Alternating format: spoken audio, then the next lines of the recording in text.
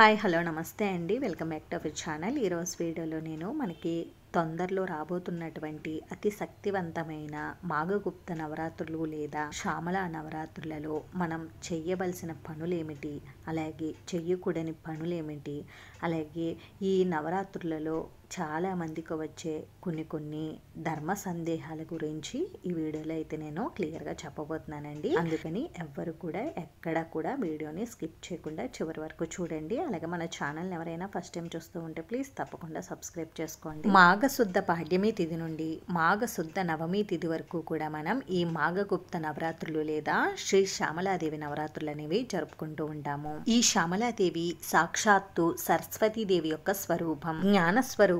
ఈవిడిని మంత్రిని అని కూడా పిలుస్తూ ఉంటారు. అమ్మవారికి శ్యామలాదేవి మంత్రి అయితే వారాహిదేవి సేనాధిపతి. శ్యామలాదేవి ఉపాసన అనేది దశమహావిద్యలలో ఒక విద్య. ఈవిడ మాతంగి ముని కుమార్తె కాబట్టి ఈవిడని మాతంగి అని కూడా పిలుస్తూ ఉంటారు. ఇంకా రాజమాతంగి, రాజశ్యామల అని కూడా అంటూ ఉంటారు. దశమహావిద్యలలో ముఖ్యంగా శ్రీ విద్యను ఉపాసిస్తూ ఉంటారు. తరువాత అంత ప్రసిద్ధిగా చెప్పుకునేది మాతంగి శ్యామల ఉపాసన. దశమహావిద్యలలో ఒక విద్యనైనా మనం సాధన చేస్తే మిగిలిన 9 విద్యలు కూడా మనకి సులభంగా సిద్ధిస్తాయని పెద్దలు చెబుతున్నారు. అయితే ఈ దశమహావిద్యలలో ముఖ్యంగా శ్రీ విద్యను శ్రీ శంకరాచార్యులు వారు వ్యాప్తిలోకి తెచ్చారు. దానికి కారణం శ్రీ విద్యలో బ్రహ్మజ్ఞాన తత్వం గురించి ఉంటుంది. తాంత్రిక ఉపాసకులు ఈ శ్యామలాదేవి నవరాత్రులను విశేషంగా జరుపుకుంటారు. మనకి లలితా సహస్రనామంలో విసుక్రుడు అనే రాక్షసుణ్ణి సంహరించిన దేవతలలో ప్రధానంగా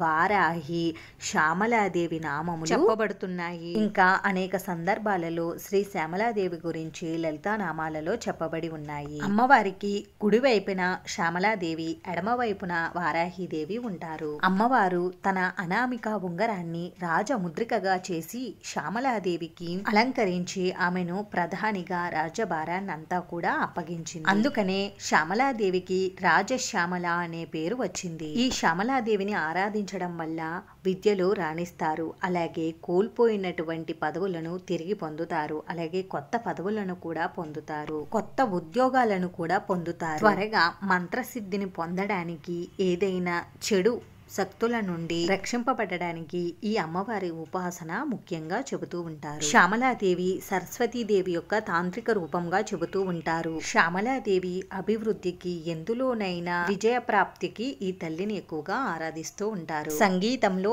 ఈవిడని ఆరాధిస్తే త్వరగా అనుగ్రహిస్తుంది. గురుముఖంగా దీక్షను స్వీకరిస్తే త్వరగా సిద్ధిస్తుంది. ఈ శ్యామలాదేవి నవరాత్రులనే మనం గుప్త నవరాత్రులు అని అంటాము. ఎవరైతే ఈ పూజను దీక్ష తీసుకుని చేస్తారో, కలశ స్థాపన తీసుకుని చేస్తారో వారు ఈ పూజను రహస్యంగా చేయాల్సి ఉంటుంది. మీరు ఈ పూజను చేసేటప్పుడు ఏ కోరుకుని ఈ పూజ చేస్తున్నారో, అలాగే ఈ పూజను మీరు చేస్తున్నారని ఎవరికీ కూడా చెప్పకూడదు. ఈ పూజలో ఇది అతి ముఖ్యమైన నియమం. మీరు ఒకవేళ దీక్ష తీసుకోకుండా, కలశ స్థాపన చేయకుండా మామూలు నవరాత్రి పూజలా కనుక ఈ పూజను చేసుకుంటే ముందు చెప్పినటువంటి నియమాన్ని పాటించవలసిన అవసరం లేదు. ఈ శ్యామలా నవరాత్రి పూజను ఏ సమయంలో చేయాలి అని అంటే కనుక ఈ శ్యామలాదేవి నవరాత్రి పూజను మధ్యాహ్న సమయంలో చేయాల్సి ఉంటుంది. అంటే మధ్యాహ్నం 11 గంటల నుండి 12 గంటల లోపు మనం ఈ పూజను అయితే నిర్వహించుకోవాల్సి ఉంటుంది. అంటే భోజనానికి ముందు మనం ఈ పూజను నిర్వహించుకోవాలి. ఇది నవరాత్రి పూజ కాబట్టి సాయంత్రం కూడా మనం పూజను నిర్వహించుకోవాలి. సాయంత్రం కూడా అమ్మవారికి ధూపం, దీపం చూపించి నైవేద్యంగా ఒక చిన్న బెల్లం ముక్కని కానీ, లేదు అంటే పండ్లను కానీ సమర్పించి మనం పూజ అనేది చేసుకోవాల్సి ఉంటుంది. ఒకవేళ మీకు 2 పూటలా కూడా పూజ చేసుకోవడం కుదరకపోతే మధ్యాహ్న సమయంలోనే పూజను నిర్వహించుకోండి. ఒకవేళ మీరు ఉద్యోగ పరంగా కానీ, లేదు అంటే ఏదైనా వ్యాపార పరంగా కానీ ఈ సమయంలో ఇంట్లో లేకపోతే ఈ పూజను ఉదయం సమయంలో కానీ, లేదు అంటే సాయంత్రం సమయంలో కానీ నిర్వహించుకోవచ్చు. ఈ నవరాత్రి 9 రోజులు కూడా మనం పాటించవలసిన నియమాలు ఏమిటో ఇప్పుడు తెలుసుకుందాం. ఈ నవరాత్రి 9 రోజులు కూడా మనం ఎట్టి పరిస్థితుల్లోనూ మాంసాహారాన్ని తినకూడదు. అలాగే మద్య పానీయాల జోలికి అస్సలు పోకూడదు. అలాగే ఈ ఈ నవరాత్రి 9 రోజులు కూడా బ్రహ్మచర్యం తప్పకుండా పాటించాలి. ఈ నవరాత్రి 9 రోజులు కూడా భూశయనం చేస్తే మంచిది. అంటే కింద పడుకోవడం, అంటే నేలపైన చాప కానీ లేదు అంటే దుప్పటి కానీ వేసుకుని పడుకోవాలి. ఒకవేళ ఆరోగ్య రీత్యా ఆరోగ్యం సరిగ్గా లేని వారు మంచం పైన పడుకోవచ్చు. ఇంకా తరువాత నియమం వచ్చేసి ఈ నవరాత్రులలో మనం తప్పకుండా ఉపవాసం ఉండాలా అని అంటే ఈ నవరాత్రి పూజ చేసుకునేటప్పుడు ఉపవాసం ఉండవలసిన అవసరం లేదండి. ఒకవేళ మీకు ఉపవాసం ఉండి ఈ పూజ చేసుకోవాలి అనుకుంటే మనం ఎలాగో మధ్యాహ్నం పూట ఈ పూజ చేసుకుంటాం. అప్పుడు ఉపవాసం ఉండి పూజ చేసుకుని పూజ అంతా ముగిసిన తర్వాత మనం ఆహారం అనేది తీసుకోవాలండి. ఈ 9 రోజులు కూడా ఒంటిపూట భోజనం చేసినా పర్వాలేదు. లేదు అంటే 2 పూటలు కూడా, అంటే ఆరోగ్యం సరిగ్గా లేని వారు 2 పూటలు కూడా భోజనాన్ని స్వీకరించవచ్చు. లేదు అంటే రాత్రికి అల్పాహారాన్ని స్వీకరించవచ్చు. అది మీ ఇష్టం మీద ఆధారపడి ఉంటుందండి. మనం భక్తి శ్రద్ధలతో నియమనిష్టలతో పూజ చేసుకుంటే సరిపోతుందండి. ఇంకా ఈ నవరాత్రులు 9 రోజులు కూడా ఎవరితోనూ గొడవ పడకూడదు, ఎవరిని కూడా తిట్టకూడదు, ఎవరికి కూడా అబద్ధాలు అస్సలు చెప్పకూడదండి. ప్రతి నిమిషము కూడా అమ్మవారిని స్మరించుకుంటూ ఉండాలి. అలాగే ఈ నవరాత్రులు 9 రోజులు కూడా తలస్నానం తప్పకుండా చేయాలా అని అంటే ఆరోగ్యం సరిగ్గా లేని వారు నవరాత్రులు ప్రారంభమైన రోజు అలాగే ఆఖరి రోజు తలస్నానం చేయవచ్చు. ఆరోగ్యం సరిగ్గా ఉన్నవారు ప్రతిరోజు కూడా తలస్నానం చేయాలండి. అలాగే ఒకవేళ తలస్నానం చేయలేమండి అనుకునేవారు సుమంగళి స్త్రీలు వారి నుదుటున సింధూరాన్ని కానీ కుంకుమని కానీ ధరించాలి. ఇంకా పురుషులు మిగిలిన వారు పిల్లలు వీరు గంగాజలాన్ని కానీ పసుపు నీటిని కానీ పుండరీకాక్ష అని 3 సార్లు అనుకుని ఆ నీటిని మీ నిత్య స్నానం పూర్తయిన తర్వాత శిరస్సు పైన చిలకరించుకోవాలి. ఇంకా ప్రతిరోజు కూడా తల స్నానం చేయలేని వారు ఈ విధంగా అయితే చేసుకోండి. ఇంకా ఏటి సూతకంలో ఉన్నవారు, అశౌచంలో ఉన్నవారు, రజస్వల సమయంలో ఉన్నవారు ఈ నవరాత్రి పూజను చేయకూడదు. రజస్వల సమయం పూర్తయిన తర్వాత 5వ రోజు పసుపుతో తల స్నానం చేసి ఆ తర్వాత మీరు ఈ నవరాత్రి పూజను ప్రారంభించుకోవచ్చు. ఒకవేళ మీరు ఈ నవరాత్రులు స్టార్ట్ చేసిన తర్వాత మధ్యలో కనుక ఆటంకం వస్తే మీ ఇంట్లో ఉన్న చిన్నపిల్లల చేత కానీ మీ భర్త చేత కానీ ఈ పూజను కొనసాగించవచ్చు. ఇంకా ఈ నవరాత్రి 9 రోజులు కూడా తప్పనిసరిగా పూజ చేయాలా అని అంటే ఒకవేళ కుదరలేని వారు ఒక్క రోజైనా కనీసం ఈ పూజను నిర్వహించుకోవచ్చు. లేదా 3 రోజులు, 5 రోజులు, 7 రోజులు ఇలా మీ శక్తిని బట్టి మీరు ఎన్ని రోజులైనా ఈ పూజను నిర్వహించుకోవచ్చు. ఎప్పుడైనా కూడా మనం నవరాత్రి పూజలు చేసేటప్పుడు ఆఖరి 3 రోజులు కూడా మనం పూజను చేసుకుంటే ఎంతో మంచిది.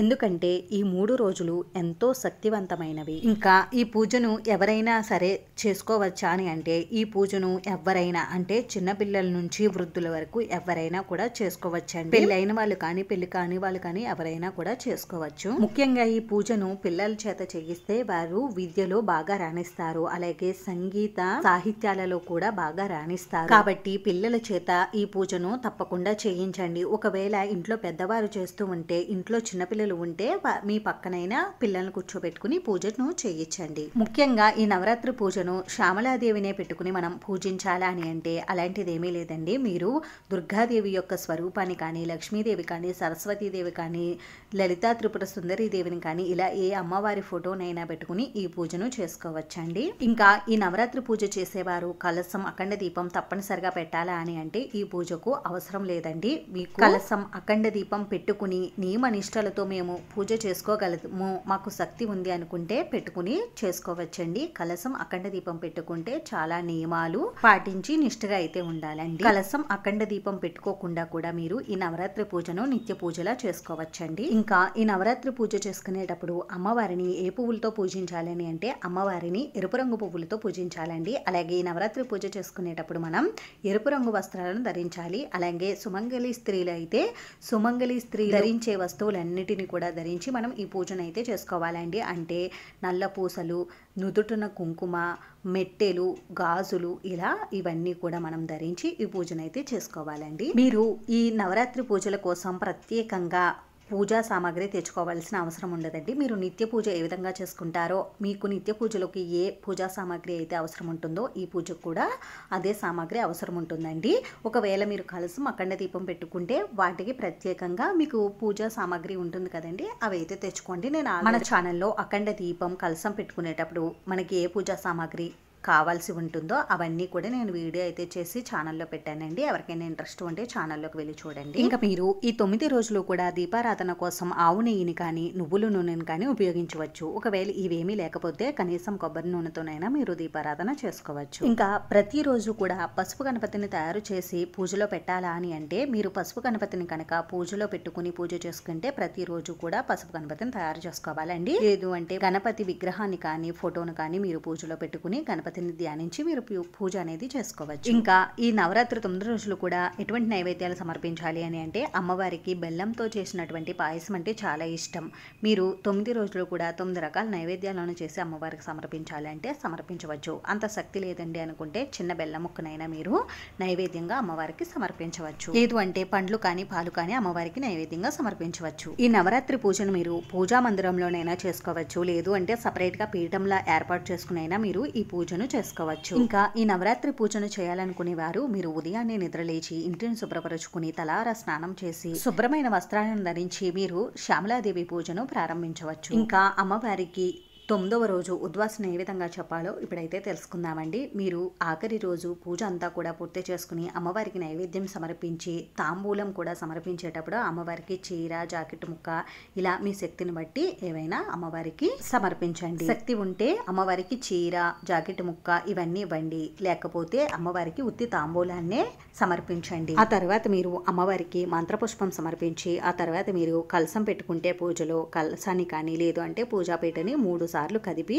ఆ తర్వాత మీరు అమ్మవారికి మరలా మనస్ఫూర్తిగా నమస్కారం చేసుకుని మళ్ళీ సంవత్సరం కూడా నాకు ఈ పూజను చేసుకునే శక్తిని భాగ్యాన్ని ఇవ్వు తల్లి అని అమ్మవారిని వెళ్ళిరా తల్లి అని మనసారా ప్రార్థించుకోవాలండి. ఇలా చేస్తే 9 రోజుల పూజ ఉద్యాపన పూర్తవుతుంది. ప్రతిరోజు కూడా ముందు రోజు పెట్టినటువంటి పువ్వులను అన్నీ కూడా శుభ్రపరచుకునే మీరు పూజ చేయాల్సి ఉంటుంది. 9 రోజులు కూడా పూజ పూర్తయిన తర్వాత ఆ పువ్వులని అమ్మవారికి ఉద్యాపన చెప్పిన తర్వాత ఆ పీఠం పైన ఉన్నటువంటి పువ్వులని ఇవన్నిటిని కూడా మీరు పారే నీటిలో అయితే వేసేయవచ్చు. ఈ శ్యామలాదేవి నవరాత్రుల పూజను 9 రోజులు కూడా మనం భక్తి శ్రద్ధలతో చేసినప్పుడు అమ్మవారి పూజ మనకి సిద్ధించిందా లేదా అని ఎలా తెలుస్తుంది అని అంటే పెద్దలు చెప్పిన దాని ప్రకారం ఈ నవరాత్రి పూజను ఎవరైతే భక్తి శ్రద్ధలతో నియమనిష్టలతో చేస్తారో వారికి అమ్మవారు ఏదో విధంగా చిలుక రూపంలో దర్శనమిస్తారట.